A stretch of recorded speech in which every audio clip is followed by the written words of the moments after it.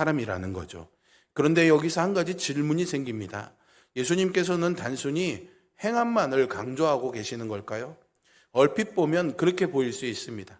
말씀을 잘 실천해야 한다라는 교훈처럼 읽힐 수가 있겠죠. 하지만 산상수훈 전체를 돌아보면 예수님의 의도는 그것보다도 훨씬 더 깊습니다. 당시에 바리새인들은 누구보다도 행위에 철저한 사람들이었습니다.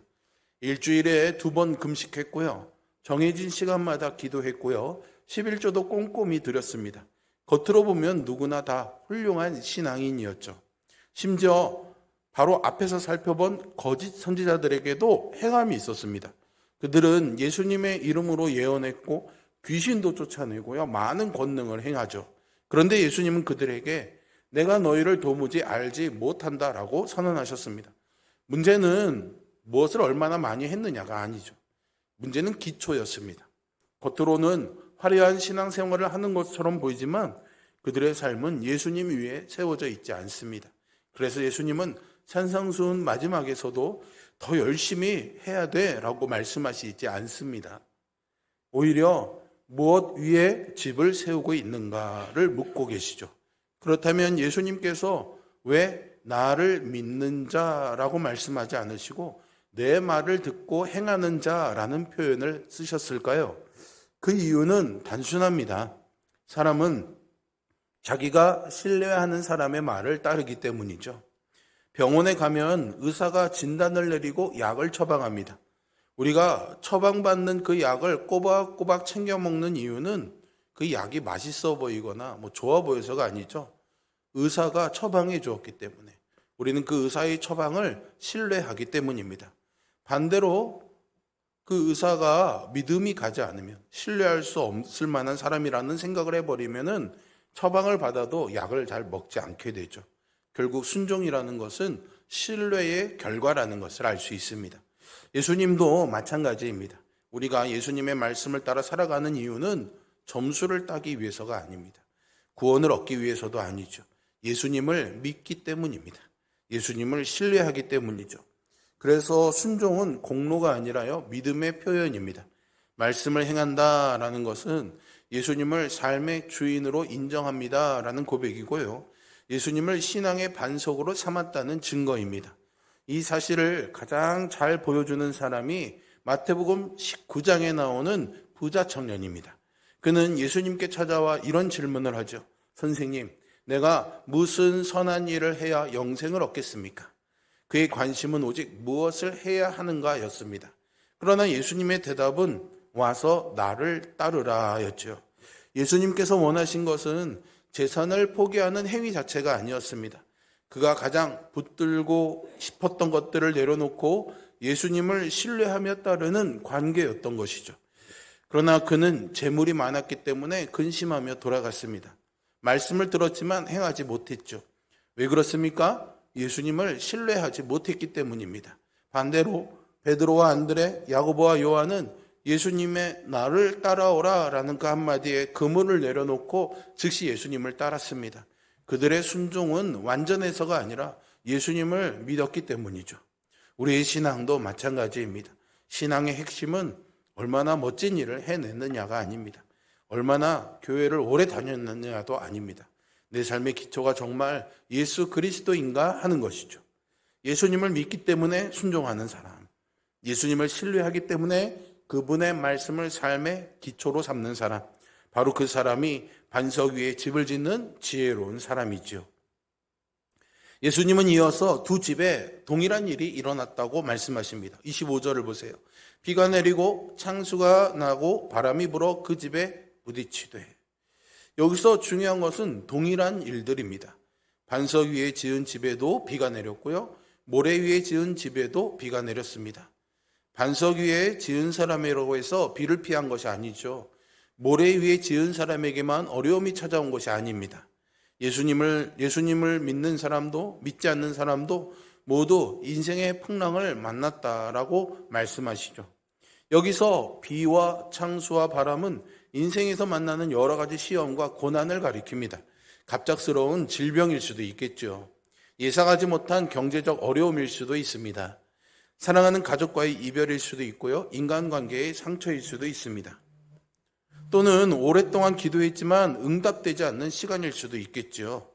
이러한 풍랑은 누구에게나 찾아옵니다. 신앙생활을 오래 했다고 해서 피해갈 수 있는 것도 아니고요. 열심히 봉사했다고 해서 면제되는 것도 아닙니다. 오히려 성경은 믿음의 사람들도 수없이 많은 풍랑을 지나갔다고 말씀하죠. 아브라함도 그랬고요. 요셉도 그랬습니다. 다윗도 엘리야도 바울도 다 마찬가지였습니다. 심지어 하나님의 아들이신 예수님도 십자가라는 가장 큰 고난을 통과하셨잖아요. 그러므로 우리는 고난이 찾아올 때 내 믿음에 문제가 있는 것은 아닌가 이렇게 생각할 필요가 없습니다. 오히려 예수님은 풍랑은 반드시 온다라고 말씀하셨습니다. 문제는 풍랑이 오느냐 오지 않느냐가 아닙니다. 풍랑을 만났을 때 무엇이 드러나는가 이겠죠. 평소에는 반석 위에 세운 집인지 모래 위에 세운 집인지 쉽게 구별되지 않습니다. 맑은 날에는 두 집이 다 멀쩡해 보입니다. 겉모습만 보면 어느 집이 더 좋은 집인지 알 수 없습니다. 하지만 비가 내리고 창수가 밀려오고 거센 바람이 불기 시작하면 숨겨져 있던 기초가 드러나지요. 예수님은 고난이 사람을 바꾸는 것보다 그 사람이 기초를 드러낸다는 사실을 말씀하고 계십니다. 평소에 나는 하나님을 잘 믿는다라고 말하던 사람도 예상하지 못한 시련을 만나면은 하나님을 원망하거나 신앙을 버리는 경우들이 있습니다. 반대로 평범해 보이던 성도가 큰 고난 속에서도 하나님을 붙들고 끝까지 믿음을 지키는 모습을 보게 될 때도 있습니다. 그 차이는 능력이나 역량의 차이가 아닙니다. 기초의 차이인 것이죠. 시편 37편 24절은 이렇게 말씀합니다. 그는 넘어지나 아주 엎드러지지 아니함은 여호와께서 그의 손으로 붙드심이로다. 여러분, 이 말씀이 우리에게 큰 위로가 될 줄로 믿습니다. 하나님은 믿는 사람은 절대로 넘어지지 않는다라고 말씀하지 않으십니다. 넘어질 수도 있고요. 흔들릴 수도 있습니다. 눈물을 흘릴 수도 있죠. 그러나 아주 엎드러지지는 않습니다. 끝나지 않는다는 얘기죠. 왜 그렇습니까? 우리의 믿음이 강하기 때문일까요? 아니죠. 하나님께서 붙들고 계시기 때문입니다. 반석 위에 세워진 집은 비를 맞지 않는 집이 아니라 비를 맞아도 무너지지 않는 집입니다. 우리의 신앙도 마찬가지입니다. 예수님을 믿는 사람은 고난이 없는 삶을 사는 것이 아닙니다. 고난 속에서도 무너지지 않는 삶을 사는 사람이죠. 여러분, 혹시 지금 우리 가운데도 거센 풍랑을 지나고 있는 분이 있지 않을까요? 건강 때문에 힘든 분이 계실 겁니다. 가정의 문제로 밤잠을 이루지 못하는 분도 계시겠죠. 경제적인 어려움으로 앞이 보이지 않는 분들도 있을 것입니다. 그런데 시간은요, 그 시간은 하나님께서 우리를 버리신 시간이 아닙니다. 오히려 우리의 믿음이 무엇 위에 세워졌는지를 확인하게 하시는 시간일 수 있습니다. 풍랑은 우리의 믿음을 빼앗기 위해 오는 것 같지만요, 하나님께서 그 풍랑조차도 우리의 믿음을 더욱더 견고하게 하는 도구로 사용하십니다.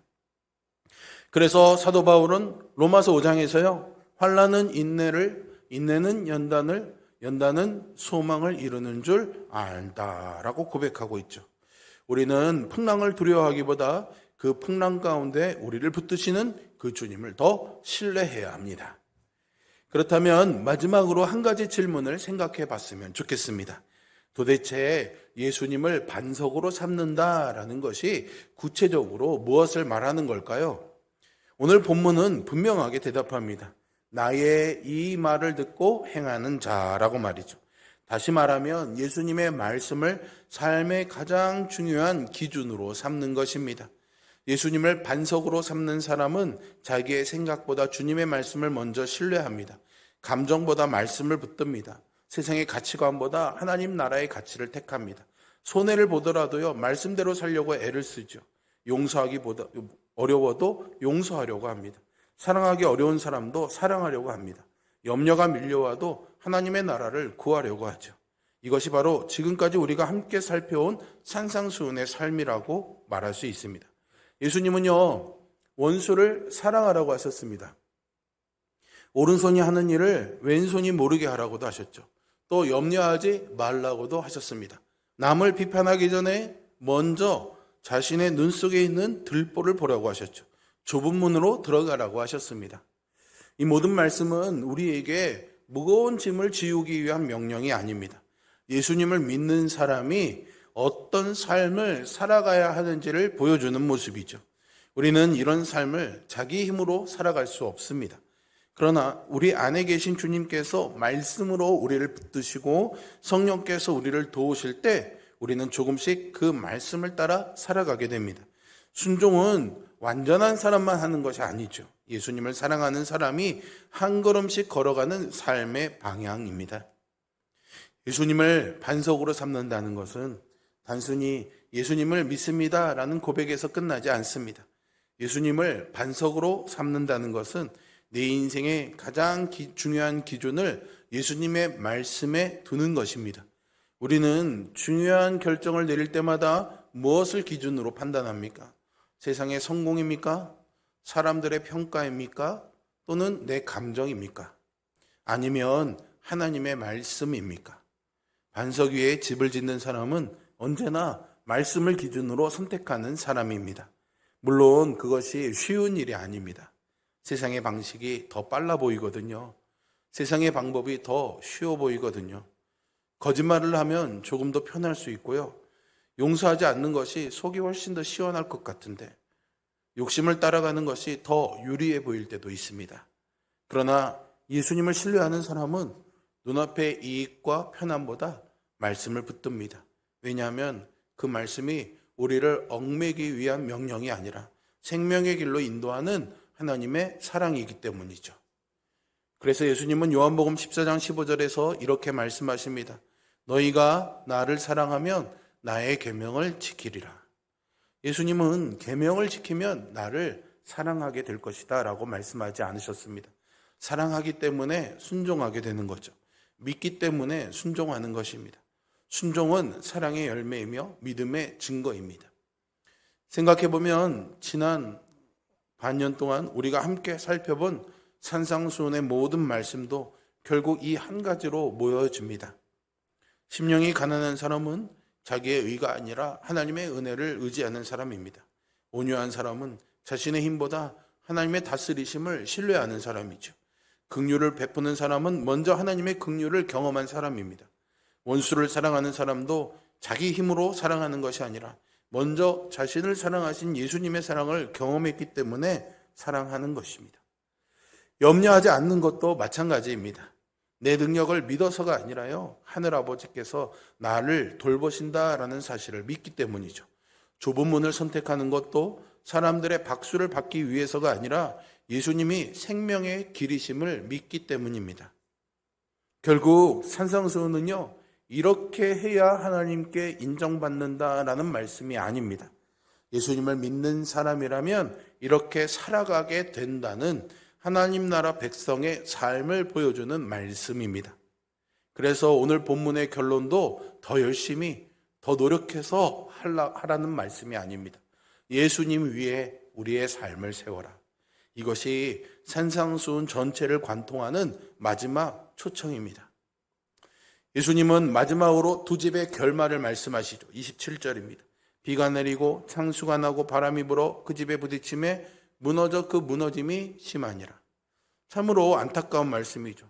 겉으로 보기에는 두 집이 크게 다르지 않았습니다. 집을 짓기 위해 들인 시간도 비슷했을 것입니다. 수고도 비슷했을 것입니다. 그러나 마지막에는 전혀 다른 결과를 맞이합니다. 한 집은 견고하게 섰고 다른 집은 완전히 무너졌습니다. 그 이유는 단 하나였죠. 보이지 않는 기초 때문이었습니다. 여러분, 우리도 평생 동안 인생이라는 집을 짓고 있습니다. 매일의 선택이 벽돌 하나가 되고 우리의 말과 행동이 기둥이 됩니다. 그러나 아무리 아름답게 지어도 기초가 잘못되면 결국에는 무너질 수밖에 없겠지요. 돈은 좋은 도구이지만 인생의 기초가 될 수 없습니다. 건강도 기초가 될 수 없습니다. 사람도 기초가 될 수 없습니다. 직분도 경력도 경험도 우리의 영원한 반석이 될 수는 없죠. 시간이 지나면 다 변하거나 없어지는 것들이기 때문입니다. 그러나 예수 그리스도는 어제나 오늘이나 영원토록 변함없으십니다. 그래서 바울은 고린도전서 3장 11절에서 이렇게 선언합니다. 이 닦아둔 것 외에 능히 다른 터를 닦아둘 자가 없으니 이 터는 곧 예수 그리스도라. 아멘. 우리의 신앙은 예수님으로 시작해서 예수님으로 완성되어야 합니다. 우리의 소망도 예수님께 있습니다. 우리의 구원도 예수님께 있습니다. 그리고 우리의 인생을 끝까지 붙들어 주시는 분도 예수 그리스도이십니다. 오늘 본문의 마지막에는 사람들이 예수님의 말씀을 듣고 크게 놀랐다라고 기록합니다. 왜 놀랐을까요? 예수님의 가르침이 서기관들과 달랐기 때문입니다. 서기관들은 사람의 전통을 가르쳤습니다. 그래서 더 열심히 해야 된다고 말했죠. 그러나 예수님은 권위를 가지고 말씀하셨습니다.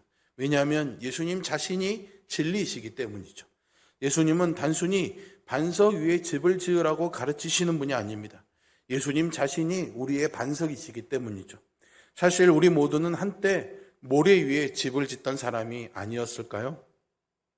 자신의 의를 의지했고 세상의 성공을 붙들었고 자기 힘으로 살아가려고 했습니다. 그런 우리를 위해서 예수님께서 이 땅에 오셨죠. 우리 대신에 십자가를 지셨고 죽으셨으며 부활하심으로 흔들리지 않는 영원한 반석이 되어주셨습니다. 이제 그 반석 위에 우리의 삶을 세우는 사람은 어떤 풍랑이 와도 절대로 무너지지 않습니다. 지난 24번의 시간 동안 우리는 함께 산상수훈의 길을 걸어왔습니다. 팔복에서 시작해서 오늘 반석 위에 지은 집까지 예수님께서는 하나님 나라의 백성이 어떤 삶을 살아야 하는지를 직접 가르쳐 주셨죠. 이제 중요한 것은 얼마나 많이 알고 얼마나 많이 배웠느냐가 아니겠죠. 얼마나 많이 기억하고 있느냐도 아닐 겁니다. 이 말씀을 우리의 삶의 기초로 삼고 살아가는 것입니다. 예수님께서 우리의 유일한 반석이 되시고 그 말씀 위에 우리 가정이 세워져서 또 우리 교회가 세워져서 우리의 남은 인생이 세워져서 어떤 비가 내리고 어떤 창수가 밀려오고 어떤 바람이 불어와도 끝까지 흔들리지 않는 믿음의 집으로 우리 모두가 굳게 서 나갈 수 있기를 주님의 이름으로 축복합니다. 기도하겠습니다.